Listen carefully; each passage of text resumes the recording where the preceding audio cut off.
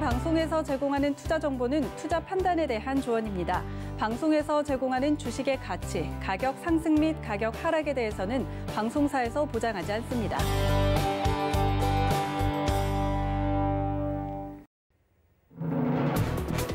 여러분 안녕하십니까? 출발 증시와이드 김선희입니다. 어제 양시장 외국인의 매수 속에 정말 시원하게 올라졌습니다. 코스피가 1.5%대 상승으로 2,675포인트, 사상 최고치 또 경신했는데요. 특히 코스피 시총 1, 2, 3위 모두 강한 상승으로 나란히 신고가를 써냈습니다. 코스닥 시장도 열심히 쫓아갔죠. 5거래일째 오르면서 900선 턱 밑까지 올라온 상태입니다. 오늘은 수능 시험으로 1시간 늦게 개장하는 증시에 맞춰 저희도 1시간 늦게 찾아왔는데요. 오늘도 이슈와 전략 꼼꼼히 챙겨가시기 바랍니다. 먼저 간추린 경제 뉴스부터 함께 확인하시죠. 뉴욕 증시는 큰 변동 없이 혼조세로 마감했습니다. 시장은 주요 경제 지표와 경기 부양책 협상, 코로나19 등에 주시했는데요. 지난달 민간 고용이 30만 7천 명 증가로 지난 7월 이후 가장 낮은 증가세를 기록했고 시장 전망치도 훨씬 밑돌았습니다.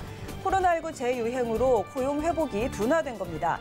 이에 약세를 보이던 증시는 낸시 펠로시 하원 의장과 척슈머 민주당 상원 원내대표의 공동 성명으로 경기 부양책 타결에 대한 기대감을 높이면서 반등했습니다. 우리나라의 외환 보유액이 한 달 새 100억 달러가량 급증하면서 6개월 연속 사상 최대치를 이어갔습니다. 한국은행 발표에 따르면 11월 말 기준 4,363억 8천만 달러로 전월 대비 98억 달러가량 증가하면서 10년 4개월 만에 가장 큰 증가폭을 보였는데요. 이는 외화자산 운용 수익이 늘고 달러 약세로 기타 통화표 시 외화자산의 달러와 환산액이 증가했기 때문입니다. 한편 약달러가 지속되며 지난달 달러 인덱스는 2.3% 하락했습니다.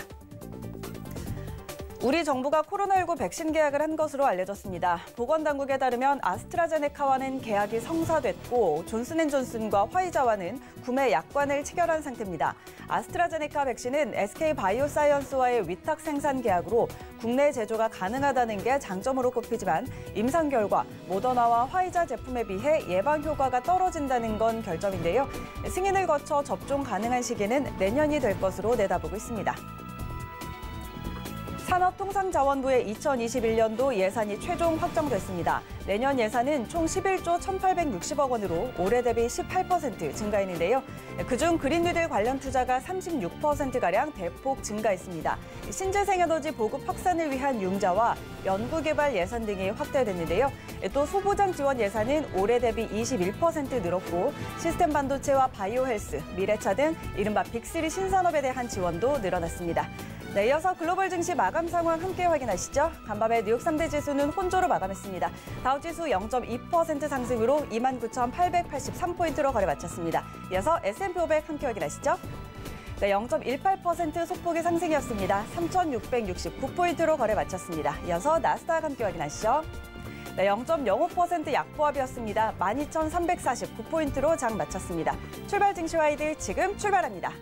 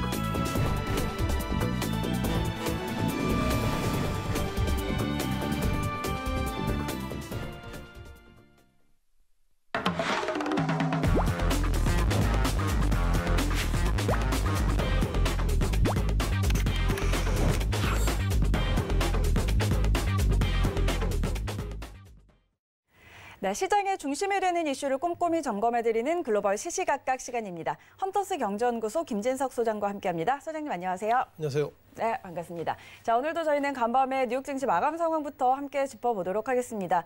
뉴욕 증시 민간 고용 지표가 부진하게 발표됐음에도 불구하고 부양책 협상에 따른 기대감 쏠리면서 3대 지수는 혼조로 마감했습니다. 다우와 S&P는 소폭의 상승이었고 나스닥 약보합이었는데요. 간단한 자세하게 마감 상황 짚어주시죠.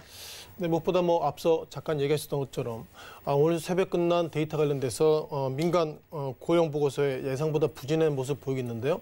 이 부진한 모습은 경기가 안 좋다기보다 아시는 것처럼 미국이 코로나 관련해서 상당히 확진이 많이 됐기 때문에 그만큼 이렇게 이동이나 이런 부분들을 제한을 해서 기계적으로 상당히 고용 관련돼서 줄어들었다 이렇게 좀 간단히 말씀드려보겠고요. 어제 뉴욕 증시는 상당히 좀 랠리의 모습을 좀 보이고 있었습니다. 물론 오늘하고 차이가 있었습니다만 어제는 조 바이든 당선자의 어떤 부양책 관련돼서 나는 그렇게 하겠다 그런 기대감 속에서 어제는 S&P 500 그리고 나스닥 지수가 역사적인 신고가 모습을 기록했고요. 어제 일본 니케이 225 비롯해서 한국의 증시 등 글로벌 증시가 어제는 상당히 훈풍을 기록했다 이렇게 말씀드려보겠습니다. 오늘은 약간 좀 비슷한 모습을 가지고 있습니다만 다우, 나스닥, S&P 500 관련돼서 상당히 좀 변동성이 커지고 있고요. S&P 500 지수가 다시 한번 신고가 모습을 기록했습니다만 테슬라가 포함되고 있는 나스닥은 소폭이나마 약세의 모습을 보이고 있어서 오늘의 나스닥 지수의 예상보다 약세 그렇게 크게 우려할 바는 아니다 이렇게 좀 말씀드려보겠습니다. 여전히 시장 관련돼서는 코로나에 대한 부정적인 코멘트가 많이 나오고 있는데요. 미국의 백악관은 코로나19 대응 통상 우리가 TF라고 그러죠. TF가 이런 페이퍼를 좀 발표했습니다. 좀 내용을 좀 체크해보면요. 모든 미국인에 대한 코로나 위험이 역사적인 최고치에 도달했다. 그리고 추수감사절 이후, 그러니까 땡스기빙데이 이후에도 상당히 앞으로 더 부정적인 이슈가 있을 것이다. 이런 얘기가 있었는데 그런 얘기가 있었음에도 불구하고 미국 증시가 상당히 좀 상승 랠리 기록하고 있다는 걸 보면 이제 코로나19 이런 부분들은 상당히 둔감하게 보시는 것이 맞다. 이렇게 좀 말씀드려보겠고요. 자, 그럼 존스 홉킨스의 데이터를 보면서 다시 한번 시장을 좀 코로나19에 대한 어떤 리뷰를 드려보겠습니다. 자, 곧 보실 그 차트표가 코로나19 관련돼서 미국에 대한 데이터가 나오고 있습니다. 이게 그 데일리 확진자 수가 나오고 있는데요. 앞서 보신 것처럼 모더나 등 화이자 수많은 긍정적 이슈가 있음에도 불구하고 확진자 수가 상당히 급증했다 이렇게 말씀드려보겠습니다. 물론 최근 며칠간의 확진자 수가 상대적으로 줄어들었습니다만 전체적인 트렌드는 확진자 수가 늘어나고 있다 이렇게 보시는 것이 맞을 것 같고요. 오늘 나온 데이터 관련돼서 이게 데일리 그러니까 매일매일 그 사망자 수에 대한 데이터가 나오고 있는데요. 앞서 보셨던 것처럼 확진자 수는 상당히 최근 들어서 소폭이나마 약세 모습을 기록하고 있다 이렇게 말씀드려볼 수 있습니다만 어떻게 보면 데일리 그 돌아가신 분이 많다는 것, 즉 오늘 같은 경우에는 지금 사망자 수가 2,597명을 지금 기록하고 있고요. 아마 이 데이터를 보면 지난 4월 달 그러니까 코로나19가 3월 달에 급증 이후에 그러니까 미국의 어떤 병원에서도 정리 못할 그때 당시에 사망자 수가 다시 한번 늘어나고 있다는 걸 보면 어쩌면은 확진자 수가 줄어들었다 하더라도 중증 확진자 수가 늘어나고 있다 이렇게 볼 수 있기 때문에 어떻게 보면 지난 4월 달 이후에 다시 한번 사망자 수가 늘어나고 있다 이것만 보더라도 미국의 코로나19의 어떤 질이 지금보다 좀 낮아지고 있다 이렇게 보겠습니다. 자, 마지막으로 어떻게 보면 이게 누적 사망자 수는 여전히 늘어나고 있고요. 마지막으로 로그 데이터를 보면 어떻게 됐든 간에 상당히 확진자 수가 늘어들더라도 전적인 트렌드를 보면 4월 달로 이게 누적 확진자 수의 모습을 보이겠는데요. 4월 달 이후에는 상당히 확진자 수가 소폭이나마 좀 증가세가 줄어들고 있지만 앞서 강조드렸던 것처럼 데일리 사망자 수가 늘어나기 때문에 전체적으로 미국에 보면 앞서 강조드렸던 것처럼 미국의 어떤 코로나19 관련돼서 TF의 의견처럼 결국 미국이 코로나19가 관련돼서 계속 진정되지 못한다면 앞으로 더 어려울 것 같다 이런 어떤 리뷰가 상당히 좀 의미가 있는 것 같습니다. 자, 또 다른 데이터 관련돼서 그 ADP 그러니까 이 데이터가 상당히 의미가 있게 보이고 있는데요.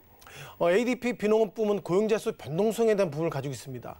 어떻게 보면 미국 증시가 상당히 급증했기 때문에 앞으로 미국 경기는 좋아질 것이야 이런 기대감이 많이 있습니다만 결국 기대감이 있다는 것은 구체적인 데이터 그러니까 고용자 수가 얼마나 늘 것인가 이런 평가를 가지고 있는데 직전 데이터는 이 K가 그 1000 단위를 의미하고 있죠. 그러니까 직전 데이터의 어떤 고용자 수 관련돼서는 40만 4천 명인데 이번에 데이터를 열어보니까 30만 7천 명. 그러니까 어떻게 보면 이전치보다도 줄어들고 있고 그리고 시장에 대한 전망치는 41만 명인데 41만 명보다는 약 10만 명은 아닙니다만 약 9만 명 정도 줄어들고 있다면 결국 증시에 대한 방향과 그리고 세부적인 경제 관련돼서 고용 관련돼서 상당히 좀 언매치되고 있다 이런 부분이기 때문에 어쨌든 경제적인 데이터가 상당히 부정적이다 하더라도 주가가 상승해서 별로 드릴 수 있는 말씀은 없습니다만 이후에 결국 미국 증시가 지금부터 하락한다면 핑계는 두 가지가 될 것 같습니다. 보셨던 것처럼 비농업 부문 고용자 수가 줄어들고 있고 그리고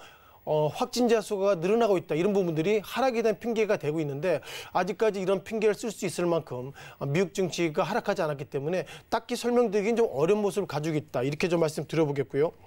자, 그럼 또 다른 데이터 관련돼서 우리가 그 니케이 225가 상당히 최근 들어서 급등의 모습을 가지고 있습니다. 아무래도 일본의 그 니케이 225 지수와 한국 지수가 상당히 연동한 것은 아닌가 이런 점 평가를 가지고 있는데요. 가장 그 가운데서 한국과 일본이 결국 수출 관련주이기 때문에 결국 달러 인덱스가 최근 들어 상당히 약세 모습을 가지고 있고요. 그러다 보니까 달러 인덱스 이외에 한국 돈 그리고 엔화 가치가 상승하는 것과 상당히 좀 연동한 모습을 가지고 있다 보겠습니다. 자, 마지막으로 화이자의 어떤 리뷰를 좀 들어보겠는데요. 자, 화이자 관련해서 상당히 좀 이슈가 좀 나오고 있었죠. 어제 관련돼서는 어제 미국 증시 장 마감 이후에 영국에서 세계 최초로 화이자 그리고 바이온테크 코로나19 백신을 승인했다 이런 소식이 있고요. 따라서 이런 승인 소식에 따라서 화이자의 주가가 최근 들어서 급등했는데 미국 일각에서는 이런 얘기하고 있습니다. 화이자가 미국 기업인데 미국에서 그렇게 조 바이든 그 당선자와 트럼프 대통령이 미국의 백신 관련돼서 서두르겠다 이렇게 얘기했음에도 불구하고 이번에 백신 관련돼서 미국이 승인하지 않고 영국에서 먼저 승인했기 때문에 이게 좀 먼저 뭔가 좀 문제가 있는 것은 아닌가 이런 어떤 혼란을 받고 있는데 어쨌든 화이자 관련돼서 영국이 먼저 기본적으로 백신을 좀 이렇게 승인했다는 평가가 있기 때문에 현재까지 트렌드를 보면 상당히 긍정적 이슈가 있습니다만 아직까지 부정적인 이슈가 있음에도 불구하고 상당히 시장은 낙관적인 모습을 가지고 있다고 말씀드려보겠고요. 그 이면에는 결국 조 바이든 당선자가 코멘트했던 것처럼 기본적으로 그 경제 관련돼서 지원을 지금보다 많이 하겠다. 즉 경제 회복 관련돼서 미국 정부가 지원을 많이 하겠다. 이런 코멘트가 상당히 시장을 이끌고 있다 이렇게 보겠습니다. 따라서 이번 주와 어쩌면 다음 주 이후에도 상당히 부정적인 이슈가 있을 예정임에도 불구하고 긍정적인 이슈가 부정적 이슈를 덮은 하루였다라고 간단히 정리를 해봤습니다. 네, 간밤에 뉴욕 증시 마감 상황과 함께 자세한 내용들 짚어봤습니다. 그런가 하면 최근에 이 코로나19 백신에 대한 기대감이 높아지면서 글로벌 증시가 활황을 띠고 있습니다. 우리 시장도 신고가를 계속해서 갱신하고 있고 뉴욕 증시도 마찬가지인데요. 이렇게 위험자산 선호 심리가 높아지면서 안전자산인 금과 달러는 약세를 보이고 주식과 또 암호화폐 시장은 연일 활기를 띠고 있죠. 이런 양상이 좀 언제까지 이어질 수 있을까요? 일단 상당히 이 부분 관련돼서 언제까지 이어질 수 있을까 이런 부분들은 설명이 좀 드리기 어려울 것 같고요. 네. 많은 그 미국의 외신의 페이퍼를 좀 보면요, 테슬라의 주가가 이렇게 오를 줄 몰랐다 이런 어떤 미국 소위 그쪽 섹터 애널리스트들의 또 고백이 있는 것처럼 시장의 방향성을 잡기는 참 어렵다 이렇게 좀 말씀드려보겠고요. 어쨌든 어제까지의 데이터를 보면 세계 증시가 상당히 랠리가 기록되는 건 맞는 것 같습니다. 크리스마스까지는 아직 시간이 좀 있습니다만 산타 랠리가 계속 이어질 것이다 이런 평가를 가지고 있고요. 오죽하면 그 1월 효과 그러니까 제뉴얼 이펙트까지도 나올 정도로 긍정적 이슈를 좀 시장에다 퍼붓고 있다 이렇게 말씀드려보겠고요. 가장 이슈가 되고 있던 것들은 백신 관련돼서 어쩌면 빠르면 내년 초부터는 상당히 지금보다 영국을 넘어서 공격적으로 좀 백신이 잘 개발될 것이다. 즉 사용 승인 신청이 랠리를 기록할 것이다. 이런 부분들이 시장에 큰 임팩트인 것 같고요. 올 한 해 관련돼서 결국 코로나19의 어떤 처리 이런 부분인데 이런 부분들의 물꼬를 트인 것이 상승의 랠리의 주된 요인이 아닌가 이렇게 말씀드려보겠습니다. 또한 중국 지표가 예상보다 호조를 좀 나오고 있기 때문에요. 미국 같은 경우에는 경제적인 데이터가 상당히 부진할지라도 또 다른 어떻게 보면 세계 공정을 할 수 있는 중국 지표가 좋아지고 있다. 이런 부분들이 세계 증시 어떤 사상 최고가의 기본적인 근거로 계속 올라오고 있다 보겠고요. 자, 지난 11월 달, 11월, 지난 지 얼마 안 됐습니다만, 지난 11월 달의 데이터를 좀 보면요. 지난 11월 달에 주요 29, 그러니까 G20의 평균적으로 상승률이 14.1%를 기록하고 있습니다. 어쩌면 올해 한 해 주식을 국내 사신 분들은 상승한 종목도 많지만 하락한 종목도 많은 모습이지만 전체적으로 100원을 넣었으면 즉 14.1원을 더 상승했던 것처럼 글로벌 증시가 랠리를 지난 11월 달에 기록했다고 보겠고요. 코스피가 14.3% 지난 11월 달에 상승의 모습 보이겠습니다. 물론 코스피 같은 경우에는 삼성전자 이런 어떤 시장을 이끌어오는 빅메이커의 어떤 영향도 있겠습니다만 코스피의 상승이 상당히 커지고 있었고요. 이탈리아, 러시아, 프랑스 같은 경우에는 지난 11월 달에 20%의 상승을 보이고 있었고 일본은 15% 그리고 독일은 15.01%이기 때문에 상대적으로 코스피의 상승률이 소폭이나마 줄어드는 것은 아닌가 이런 어떤 상대적인 이탈감이 좀 있는 것 같습니다. 자, 그렇다면 이제 OECD에 대한 평가를 가지고 있는 것 같은데요. 많은 분들이 결국 이렇게 좋아지고 있다면 주가가 오른다면 결국 그 글로벌 관련돼서 OECD나 이런 데서는 어떻게 바라보는지 이런 부분들이 큰 이슈가 되고 있는데요. 기획재정부가 데이터가 좀 나오고 있습니다. 요즘은 OECD가 데이터를 나오면 기획재정부에서 그걸 해석해가지고 다시 한번 이렇게 보도자료 나오고 있는데 그 기획재정부의 그 OECD 데이터를 좀 보시면요. 기본적으로 OECD가 우리나라의 2020년 즉 올해 성장률 물론 마이너스 1.1이 그렇게 좋은 건 아닙니다만 코로나19 관련돼서 경제가 팬데믹 상태이기 때문에 1.1%는 상당히 선방했다 이렇게 평가를 가지고 있고요. OECD가 바라볼 때는 OECD 회원국 관련돼서 경제 성장률이 1위일 것이다. 그리고 G20 국가 중에 중국에 이어서 2위를 기록할 것이다. 이런 전망을 가지고 있는데요. 이 내용을 좀 보실 것 같습니다. 상당히 이것을 가지고 한국 정부가 상당히 좀 잘하는 모습을 가지고 있고요. OECD 상위 5개에 관련돼서 한국이 결국 상승률 1위를 달리고 있다. 는 얘기를 하고 있고요. 마이너스 1.1% 그리고 노르웨이, 터키, 리투아니아, 아일랜드, 한국을 비교할 수 없습니다만 결국 한국이 어떻게든 관련돼서 1.1% 마이너스라고 그러면 상당히 좀 이슈가 좋다 보겠고요. 미국 같은 경우에는 마이너스 3.7 그리고 한국과 경쟁이라고 볼 수 있는 일본 같은 경우에도 올해 성장률의 마이너스 5.3인 거 보면 상대적으로 한국이 선방의 모습을 가지고 있기 때문에 이런 데이터를 보면 미국과 일본은 몰라도 한국은 상승률 관련돼서 주가 상승할 수 있는 기본적인 경제적인 어떤 근거는 좀 충분하다 이렇게 좀 말씀 드려보겠습니다. 또한 비트코인에 대한 이슈가 좀 계속 올라오고 있는데요. 자, 결국 우리가 안전자산인 비트코인을 어떻게 바라볼 것인가 이런 좀 평가를 가지고 있는데 코인데스크닷컴의 비트코인의 모습이 이게 지금 먼스 즉 한 달의 데이터를 가지고 있는데요. 이 지난 1년간의 데이터를 볼까요?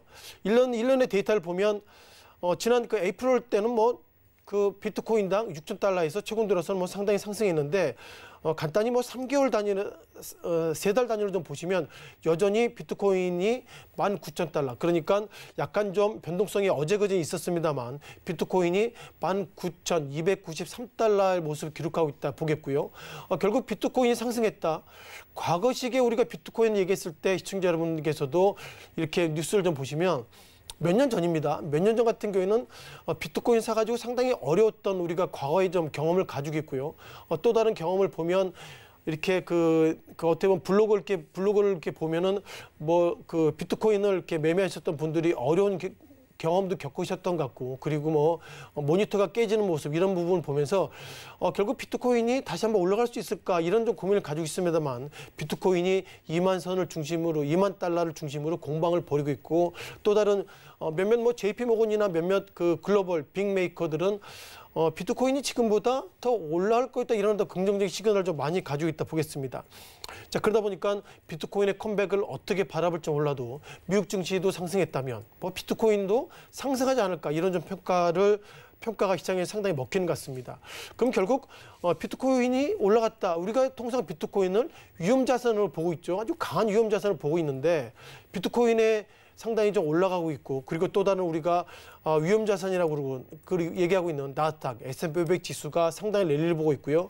안전자산이라고 얘기하고 있는 금 가격이 최근 들어서 약세 모습을 보이고 있습니다. 지난 8월 달에는 온수당 2,000달러대 그리고 최근 들어서는 온수당 1,800달러이기 때문에 현재까지 트렌드를 보면 이제는 안전자산을 우리가 오히려 팔고 그리고 위험자산인 비트코인 그리고 주식을 결국 매매하고 있다 이런 걸 보면 여전히 시장은 이제 위험자산 쪽으로 스탠스가 좀 바뀌는 것은 아닌가 이렇게 말씀 드려보겠고요. 따라서 그 금가격 같은 경우는 올해 고점 기준으로 보면 15%의 약세 모습을 보이고 있었고요. 또한 이와 관련돼서 달러 앞서 보셨던 것처럼 다시 한번 좀 보실 것 같은데요. 달러 인덱스가 최근 들어서 약세 모습, 그러니까 달러 같은 경우에는 우리가 안전자산이라고 얘기할 수 있죠. 어떻게 보면 달러보다도 우리가 엔화도 안전자산을 볼 수 있는데 안전자산인 달러가 떨어지고 있고, 그리고 강조드렸던 것처럼 금가격이 하락하고 있고, 또한 강조드렸던 비트코인이 상승하고 있다는 걸 보면 이전의 시장이 상승할 수 있는 어떤 이벤트가 계속 커지고 있다, 이렇게 보겠습니다. 따라서 이런 모습을 보면 위험 자산을 다시 한번 선호하고 있다 보겠고요. 자, 그럼에도 불구하고 제롬 파월 현재 의장이죠. 제롬 파월 연준 의장은 여전히 페이퍼를 보면 올해 미국 경기가 지금보다 상당히 회복이 둔화되고 있다, 이런 얘기하고 있습니다. 즉 연준이 바라보는 시각이 미국 경기가 이렇게 좋아지고 있다면, 그리고 결국 주가가 경기에 대한 선행 지표가 된다 그러면 결국 기준금리 올려야 되는데 연준 의장 관련돼서 기준금리 올리지 않고 동결하고 있다, 이런 모습을 보면 딱히 설명을 드릴 수 없습니다만 경제적인 데이터는 상당히 늦게 움직이고 있고 위험 자산이 주식이나 이런 어떤 데이터를 보면 상당히 경계를 6개월 정도 선행하고 있다, 이런 평가가 조심스럽지만 현재까지 주가 상승 이후에는 그것 외에는 설명드릴 수 없다, 이렇게 말씀드려보겠고요. 또 다른 제롬 파월 의장 얘기 중에서 내년 2월 정도에는 백신 이런 부분들이 상당히 상용할 것이다, 이런 평가가 있기 때문에 현재까지 시장은 부정적인 이슈는 전혀 먹히지 않고 긍정적인 이슈가 있는 상당히 청사진이 좋은 모습들을 기록하고 있다고 생각을 좀 하고 있습니다. 네, 증시 전망 함께 짚어봤습니다. 그런가 하면 테슬라가 올 한해 정말 핫한 종목이었는데 이 S&P 500 지수의 편입이 결정되면서 또 연일도 상승세를 이어가고 있습니다. 이에 대해서 고평가 논란은 또 끊이지 않고 있는데요. 이런 와중에 우리나라의 현대차 그룹이 전기차 전용 플랫폼인 eGMP를 발표를 하면서 테슬라의 독주에 좀 제동을 걸 것이다, 이런 전망들도 나오고 있는데 좀 어떻게 보고 계실까요? 일단 뭐 제동이라는 얘기도 있지만 좀 지켜봐야 될 것 같고요.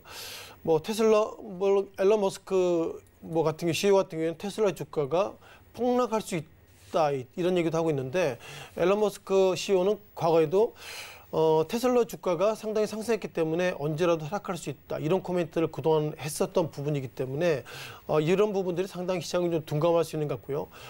현대차가 어떻게든 노력하고 있다, 이런 어떤 의미로서 좀 받아들일 것 같습니다. 며칠 전이죠. 미국 도로교통안전국에서 이런 보도자료죠. 보도자료 나왔는데 테슬라 차량에 좀 문제가 있다, 이런 얘기가 나오고 있습니다. 세부적인 보면 테슬라의 전면 서스펜션 이런 부분들이 상당히 좀 아직까지 리콜은 아니더라도 좀 더 조사해야 된다, 이런 얘기가 나오고 있고요. 지금 화면에 보시는 것처럼 테슬라의 어떤 저런 전기차가 국내에서도 많이 보이고 있다, 이런 부분을 보면 테슬라의 어떤 전기차가 상당히 시장과 좀 친화적인 모습을 좀 기록하고 있다, 이렇게 보겠습니다. 어떻게 보면 작년과 올해 국내 테슬라의 어떤 차들이 계속 전기차가 들어오고 있는데 몇몇 블로그나 이런 데를 보면 테슬라의 차들이 상당히 단차가 좀 국내 차보다도 깔끔하지 않다, 이런 평가가 가지고 있고요. 트렁크나 이런 데를 보면 약간 좀 삐져나오는 부분도 있기 때문에 이게 좀 괜찮을까, 이런 좀 그동안 의구심이 있었는데 미국의 NHTS의 어떤 안전성 문제가 시장에 이끌었습니다만, 그럼에도 불구하고 테슬라의 주가가 상당히 변동성이 적어지고 있다, 이런 부분들은 시장이 여전히 최근 들어서 코로나 백신 이런 부분들이 있다면 테슬라 주가는 상승할 것이다, 그런 어떤 확신이 있는 것은 아닌가, 이렇게 말씀드려보겠습니다. 앨런 머스크 CEO가 직원들에게 메일 보냈던 내용이 시장에 좀 이슈가 되고 있는데요. 어떤 내용을 보면 테슬라 실제 수익률이 지난 1년간에 1% 불과할 정도로 매우 낮다는 얘기가 있고요. 그리고 조건문입니다. 회사 실적이 뒷받침되지 않는다면 결국 주가가 폭락할 수 있다, 이런 얘기가 나오고 있고요. 이런 얘기가 나오면 상당히 시장은 좀 민감하게 작용하실 것 같습니다. 왜냐하면 테슬라가 최근 들어서 주가가 올해 상당히 급등했기 때문에 테슬라의 주가가 이렇게 앞으로 결국 앨런 머스크 CEO 얘기처럼 결국 주가가 하락한다 그러면 앨런 머스크 장은 가지고 있는 주가가 많이 올랐기 때문에 본인은 좀 배부를지 몰라도 투자하고 있는 투자자가 오히려 걱정할 수 있는, 예상보다 시장이 좀 아이러니컬한 어떤 모습을 가지고 있고요. 결국 그 직원들한테 이렇게 얘기했다, 이런 부분을 보면 앨런 머스크 CEO 같은 경우에는 본인도 이제 어떻게 보면 월마트죠. 월마트 CEO는 몇몇 CEO보다도 상당히 이제는 세계적인 거부가 됐는데 또 다른 메일 보면 $5를 전략할 그 제한이면 좋겠지만 50센트 때론 20센트라도 전력할 수 있는 제한이라도 달라 이런 얘기를 하고 있는데 그리고 그만큼 돈 많은 사람이 결국 뭐 직원들 구조조정이나 이런 부분 할 수 있는 빌미를 주는 것은 아닌가 이런 얘기가 나오고 있고요. 또 다른 의미로 보면 앞서 강조됐던 것처럼 결국 테슬라의 주식을 사했던 주주들이 그만큼 경고를 주는 시그널로 좀 작용할 수 있는 것 같습니다.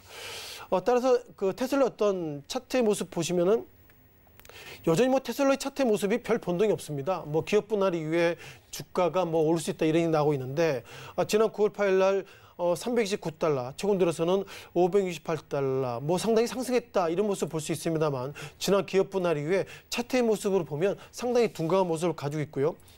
어떻게 보면 오늘 같은 경우에는 기본적으로 그 나스닥 지수가 하락을 했는데 하락했던 주된 이유가 테슬라의 주가 하락했기 때문에 좀 약세 모습 보이고 있었는데요.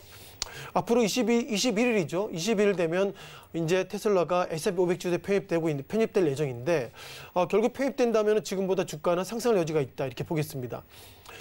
아시는 것처럼 펀드나 이런 부분들이 기계적으로 편입하는 부분도 있는데 결국 지금은 뭐 나스닥에 들어와 있습니다만 이제는 S&P 500에 들어간다면 뭐 국내 뭐 증권사에서도 S&P 500 뭐 펀드 이런 어떤 그런 부분들이 또 상품이 만들어지는 것처럼 결국 이후에 미국의 어떤 주가의 트렌드는 페이스북이나 아마존, 넷플릭스요, 뭐 애플 이런 어떤 주가 모습도 있겠지만 이제는 테슬라가 시장을 이끌기 때문에 결국 테슬라의 주가에 대한 방향은 지금보다 좋을 수 있다 보겠습니다.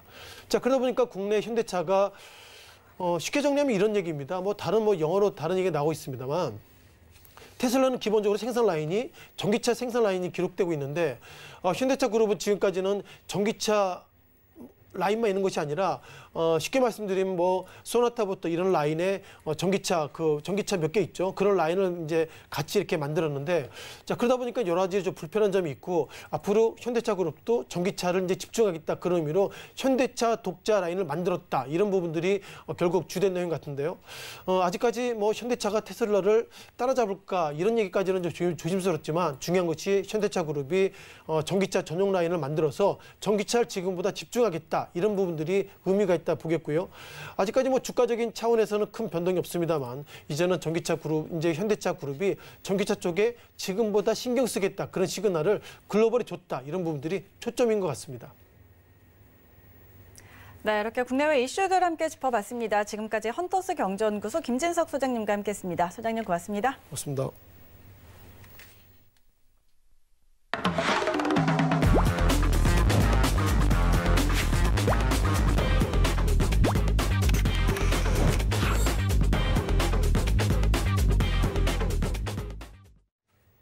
네, 국내외 시장 쟁점 분석해보는 라이브 이슈타임입니다. 펠리즈 투자리서치 김민수 대표 전화 연결돼 있습니다. 대표님 안녕하십니까? 네, 안녕하십니까? 네, 반갑습니다. 자, 코스피 지수가 계속 신고가를 경신하고 있습니다. 외국인 자금 유입 그리고 뭐 국내 이 상장사의 실적 개선 등 여러 가지 이슈로 또 증권가에서는 목표 주가를 향상하고 있는데 대표님께서는 주가 전망 좀 어떻게 보실까요? 네, 목표 주가 향상이 아니라 상향이겠죠? 상향, 네. 네, 괜찮습니다. 제가 앵커님을 교정시켜 드릴 수 있다는 영광을 얻어서 다행입니다만 뭔 소리죠? 네, 죄송합니다. 일단 시장 분위기 보면은 지금 상당히 좋습니다. 그런 관점에서 제가 보이는 거는 일단 딱 하나입니다. 달러와 약세가 본격적으로 들어오고 있다라는 부분들이 가장 눈여겨봐야 될 것 같고요. 이 달러와 약세가 본격적으로 되면 지난번에도 한번 언급드렸지만은 시장이 크게 변합니다. 그리고 또 뭔가는 저희가 상상할 수 있는 이상으로 크게 오릅니다. 그게 뭘까가 이제 가장 궁금한 상황들인데 그럼 적어도 그 구조에 맞추는 전략들을 가져가야 되겠죠. 그러면 그게 일단은 주식은 맞다라고 봐야 될 것 같고요. 특히 한 92대라고 하는 달러 인덱스가 상당히 어떻게 보면 철벽 방어 때였는데 이게 이탈하기 시작합니다. 그러면 이제 또 내년까지 가면서 팔자대를 보는 건 당연하리라고 보아야 될 것 같고요. 그러면 워낙 강세도 이어지는데 게다가 또 수출이 의외로 잘 되다 보니까 지금 외환 보유고도 최고로 찍히고 있는 상황들이죠. 그만큼 한국의 경제력도 좋아지고 있다. 어떤 위기가 기회가 되는 상황들이 계속 마련돼 있다라고 봐야 될 것 같은데 그러면 여기서 이제 뭔가는 크게 오른다라는 가정하에 주식시장도 여기서 같이 반영한다라고 봐야 될 것 같고요. 그러면 이제 외국인들도 꾸준하게 매수는 대응할 걸로 보여지고 있는데 게다가 또 하나 눈여겨볼 수 있는 게 고객 예탁금이 이제는 50조대가 아니라 60조대입니다. 한 단계 레벨업돼서 계속 유입되는 모습. 특히 지금 만약에 내가 돈이 한 뭐 5천만 원이 있다. 그러면 이걸 가지고 어디 투자할 데가 없죠. 뭐 어정쩡하게 부동산을 레버리지를 일으켜서 살 수도 없고, 네, 그러면 정부한테 찍힙니다. 그러다 보니까 지금 만만하게 할 수 있는 쪽은 주식시장이다라다 보다 보니까 오히려 좀 가파르게 주식에 대한 열기가 뜨거운 상황이고요. 게다가 또 최근 들어서 신용잔고 비율 보게 되면은 신용잔고는 사상 최대치 또 이어갑니다. 한 17조 원대까지 넘어가는 모습들이 나오다 보니까 이 데이터만 보게 되면 당연히 증권주 사야 됩니다. 그래서 실적이 거래대금과 신용이자로 거의 돈을 중개하는 역할 쪽에서 달달 긁어 모으고 있는 대표적인 금융사죠. 증권주는 그래서 계속 흔들릴 때마다 사는 게 맞겠다라는 지표인데 어떻게 신용잔고가 이렇게 가파르게 움직여서 부담이다라고 생각하지는 않으셨으면 좋겠고요.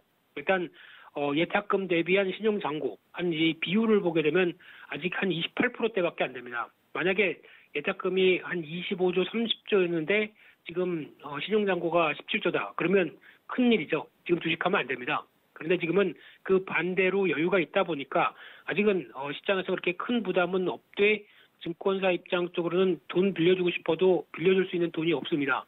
그러다 보니까 신용잔고를 솔직히 뭐 돈이 없어서란 표현은 안 쓰고요. 여력이 없어서 일단 뭐 담보대출이나 지금 못하는 증권사도 속출하고 있는 상황들인데요. 그러다 보니까 이제 시장은 어떤 경기민감 대형주 쪽으로 계속 올라가는 대표적인 대형주 그리고 또 경기민감주 이런 쪽이 시장을 주도를 하고 있는데 그와 함께 지금 바라봐야 될 부분들은 그러면 대형주만 주식이냐 내 주식은 왜 이래 라고 생각하실 수도 있어도 그중에서 또 다음 단계는 그래도 또 중소형주 쪽으로 그동안 좀 덜 오른 종목 쪽으로 또 계속 바뀌는 모습들이 나올 가능성이 높기 때문에 그를 계속 눈여겨보면서 대응하는 전략이 좋다고 봐야 될 것 같고요.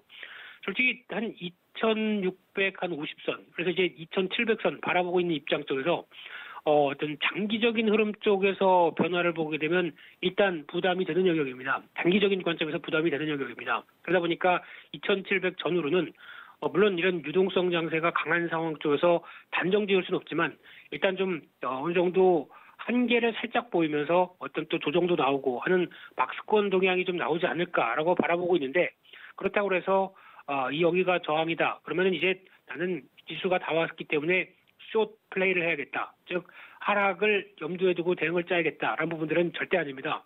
그러다가 뭐 한 단계 더 올라서 여기가 기회다 싶어서 저희가 잘 쓰는 하락을 베팅하는 전략, 곧버스죠. 뭐 이런 거 인버스 이런 거 샀다가 이제 본격적으로 조정 조금 나온다고 해서 본격적인 조정이야 라고 싶었다가 밀렸다가 다시 올라가고 이런 몇 차례의 흐름을 겪었다가 이격을 어느 정도 해소하고 재차 올라간다라고 하게 되면 또 고점에서 매도 포지션 잘 잡았다고 생각했는데 오히려 어떤 시장과 반대로 가는 전략이 나올 수 있습니다. 이럴 때는 그냥 그런 전략은 깡그리 무시하고요. 적어도 한 내년 3월달, 내년 상반기까지는 그래도 시장이 꾸준하게 강세다라는 관점 쪽에서 종목들 순환매 나오는 걸 계속 잡아가는 전략들이 좋겠다라고 말씀드리겠습니다. 네, 그리고 내년부터 이제 딜행 업황이 개선될 거라는 전망들이 따르면서 우리 시장 투톱이죠. 삼성전자, SK하이닉스 나란히 신고가를 또 갱신을 했습니다. 자, 이 종목들에 대한 전망과 투자 전략은 어떻게 세워볼까요? 저는 앵커님의 전략이 더 궁금합니다. 앵커님. 네. 네, SK하이닉스 지금 신고가 났습니다. 신고가는 네. 보통 따라가라는 얘기가 있죠. 지금 따라가서 덜컥 살까요? 제가 너무 궁금한데 네. 신고가를 갱신할 때 따라가라라는 전략도 있는데 또 개인 투자자의 입장으로서는 좀 조정을 기다리고 싶기도 하거든요. 근데 또 기다렸다가 못 할까 봐. 네. 그럼 어떻게 할까요? 그렇죠. 어떻게 할까요? 네, 저도 궁금합니다. 알려주세요. 네. 지금 동향을 보게 되면은 일단 SK하이닉스 이제 못 보던 숫자가 나왔죠. 제 기억에는 제가 증권사 입사하고 이것도 라떼 얘기가 나온 것 같아서 죄송한데요. 라떼는 말이야 라고 시작을 하게 되면 저 때는요. 일단 하이닉스 예전에 동전주로 취급받던 데가 있었습니다. 매매 한 200원짜리 종목이어서 뭐 왔다 갔다 해서 10원만 올라도 이게 얼마냐 뭐 이렇게 평가를 받던 때도 있었습니다. 근데 벌써 상전 벽해네요. 네, 그런 관점에서 일단 지금 뭐 여러 가지 얘기도 SK로 넘어가고 여러 가지 상황 쪽에서 이제 많이 바뀌는 회사라고 봐야 될 것 같은데 최근에 나오는 동향을 보게 되면은 일단 마이크론 테크놀로지 가이드 상향된 얘기 다 아실 거고요. 두 번째로는 중국에서 이제 우리도 반도체 키운다. 그래서 중국 반도체 우리가 막 따라오다가 이제 미국이 제재를 가하고 또 뭐 파산하는 회사도 나오고 그러다 보니까 지금 상당히 한풀 꺾였죠. 그러다 보니까 경쟁이 너네 말대로 쉽게 될 것 같아. 후훗 하고 지금 계속 움직이는 상황들이고 그리고 또 세 번째로 보게 되면은 디램 시장이 변화가 올 가능성이 높다. 내년에 뭐 초호황이 올 가능성이 높다라는 쪽도 설레발 리포트 막 나오고 있습니다. 근데 일단 가장 중요한 게 지금 PC용도 하락할 걸로 봤는데 요즘 보니까 노트북 쪽에서 슬림 노트북은 또 LG에서 나오는 그램 같은 그런 종류는 요즘 물량이 없다고 그러더라고요. 잘 팔린다고 합니다. 게다가 또 서버용 수요도 회복될 거고 가장 중요한 거는 모바일용이죠. 스마트폰이 올해 대비해서 빠르게 회복되는 모습들이 내년에 나온다라고 하게 되면 이런 부분들이 또 가세가 될 걸로 보여지고 있고요. 그러다 보니까 세계 반도체 시장 뭐 관련된 통계기구에서도 WSTS 이런 기구도 있습니다. 여기서 올해 예상보다 반도체 시장 좋았고 내년도 한 8% 이상 성장한다라는 관점이 나오고 있기 때문에 기대감이 상당히 높아지는 국면이라고 봐야 될 것 같고요. 그런데 여기서 이제 중요한 부분들이 반도체 업황은 호황인데 약간 삼성전자나 SK하이닉스는 이를 충분히 누리려고는 할 텐데 이 투자와 관련된 쪽으로 보게 되면 올해는 반도체 투자액이 사상 또 최대치를 이어가는 수준이지만 내년은 약간 살짝 바뀌지 않을까라는 생각인데 왜냐하면 삼성전자 입장 쪽에서는 이제 지금 승계가 이어지는 비용이죠. 상속세죠. 이쪽을 내고 그러려고 하다 보면 배당을 좀 늘리지 않을까.